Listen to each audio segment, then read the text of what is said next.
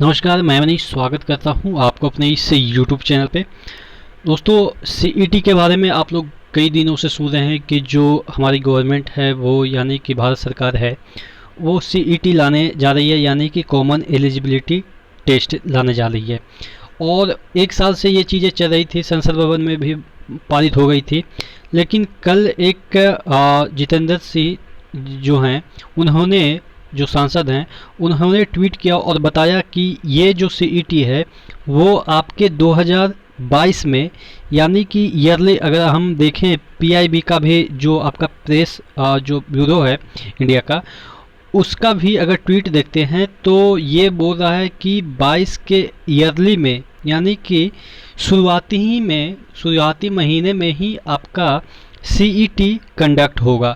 अब इसमें बात की जा रही है, जो सीईटी होगा वो बात की जा रही है यहाँ पे एसएससी बैंकिंग और रेलवे के संदर्भ में। तो किस तरीके से इफ़ेक्ट डालेगा, कैसा रहेगा, किस तरीके का पैटर्न रहेगा, इससे क्या फ़ायदे हैं क्या नुकसान हैं, वही सब डिस्कस करेंगे।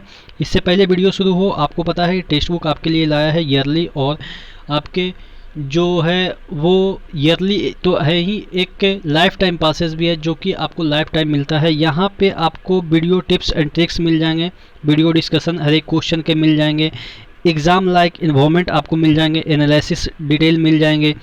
डिफरेंट एग्ज़ाम जैसे एसएससी बैंकिंग रेलवे यूपीएससी तमाम जो इंडिया के एग्ज़ाम है, सभी एग्ज़ाम के मॉक टेस्ट लगा सकते हैं सिर्फ और सिर्फ एक ही पास में। अगर आप ईयरली ख़रीदना चाहते हैं एक साल का तो 269 पड़ेगा, और अगर आप लाइफ टाइम चाहिए आपको तो आपको 449 पड़ेगा, बशर्ते कि आप coupon code ER Manish use करते हैं। यहाँ पे 23,000 plus mock test, 370 plus exam के मॉक टेस्ट मिल जाएंगे। नीचे डिस्क्रिप्शन बॉक्स में लिंक ज़रूर चेक कर लीजिएगा।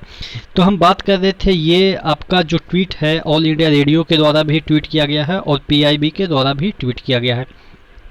इस ट्वीट में देखते हैं, देखिएगा ये लिखा है, union minister doctor Jitendra Singh से in an effort to bring entrance examination to the doorstep of candidates, centre will conduct common eligibility test CET in 2022। ही से CET will be conducted for the post of SSC Banking Railway initially in districts of country। कहने का मतलब कि शुरुआती जो है उसमें अभी आपके जो टीचर वाला है, या आपके जो गवर्नमेंट जॉब में बहुत सारे ऐसे गवर्नमेंट जॉब है जो स्टेट में आते हैं, पुलिस हो गया, टीचर हो गया, या लाइब्रेरियन हो गया, जो स्टेट वाला है उसको दूर रखा गया है। अब देखिए, इसको दूर रखने का मतलब ये नहीं कि वो सब इससे इफेक्ट नहीं पड़ेगा। मैं ब्रॉड तरीके से आपको समझाने की कोशिश करता हूँ, सिलेबस भी समझाने की कोशिश करता हूँ, क्योंकि आप लोग के मन में ये कौतूहल जरूर बन रहा होगा कि अगर सीईटी आएगा तो बैंकिंग वाले भी आएंगे। यहाँ पे देखिएगा बैंकिंग वाले हैं, एसएससी वाले हैं, रेलवे हैं। तो रेलवे में तो इंग्लिश पूछा नहीं जाता, बैंकिंग में इंग्लिश पूछा जाता है, एसएससी में इंग्लिश पूछा जाता है, बैंकिंग में बैंकिंग अवेयरनेस पूछा जाता है, बैंकिंग में तगड़े लेवल का रीजनिंग पूछा जाता है, एसएससी में तगड़े लेवल का इंग्लिश पूछा जाता है। ठीक है, तो इस तरीके से अगर हम रेलवे के इसको साथ मर्ज करते हैं तो रेलवे के साथ नाइंसाफ़ी होगी। बहुत सारे ऐसे स्टूडेंट हैं जो कि रेलवे में इसीलिए मतलब लगे रहते हैं जिनका कि थोड़ा सा जीके स्ट्रॉन्ग हो, क्योंकि जीके ज़्यादा इसमें मायने रखता है। ठीक है, तो अब देखिए, इन तीनों को एक ही मंच पे लाने से सभी जो अफेक्ट तो होंगे।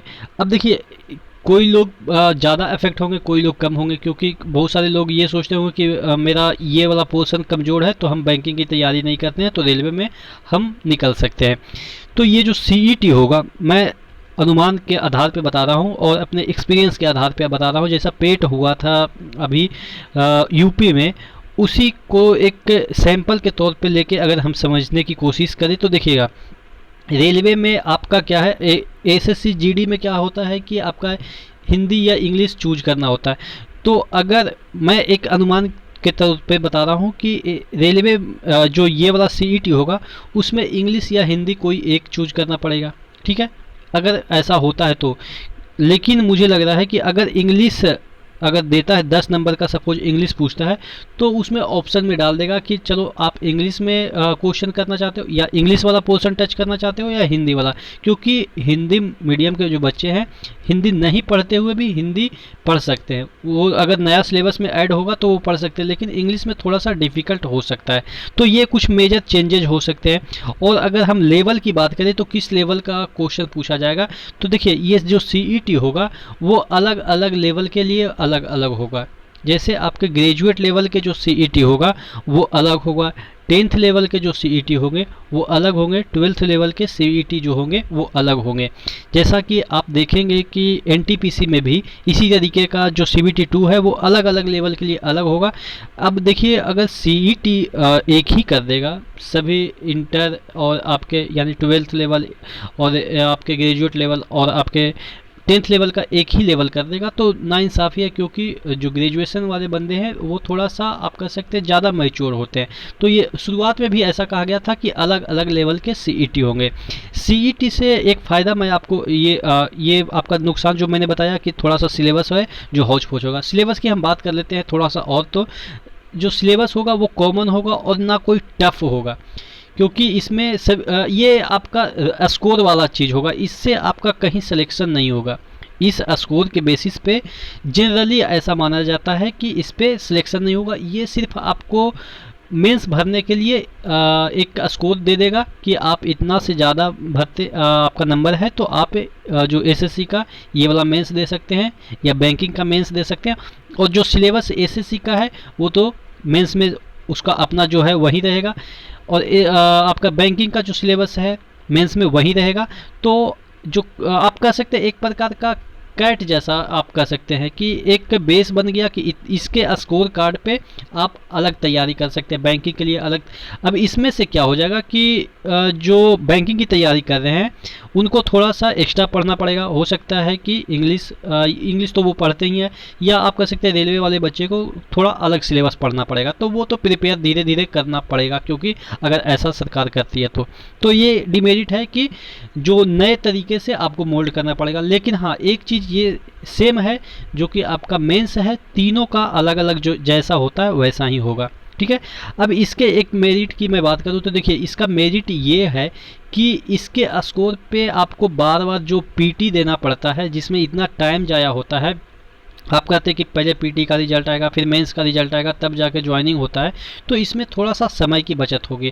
और स्टेट गवर्नमेंट के जितने भी वैकेंसियां होती है वो भी इस स्कोर को यूज करेंगे। जैसे आपके बिहार एसएससी हो, यूपी का ट्रिपल एससी हो, या राजस्थान का एसएससी हो, तो वो क्या करेगी डायरेक्ट इसके स्कोर पे अपना मेंस का ये जो वैकेंसी है वो निकाल देगी कि आप डायरेक्ट इतना नंबर लाए हैं तो आप मेंस दे सकते हैं, ठीक है। फॉर्म फिल कीजिए, डायरेक्ट मेंस दीजिए और आपका ज्वाइनिंग हो जाएगा। तो यानी कि थोड़ा सा समय की भी बचत होगी, आपके पैसे की भी बचत होगी।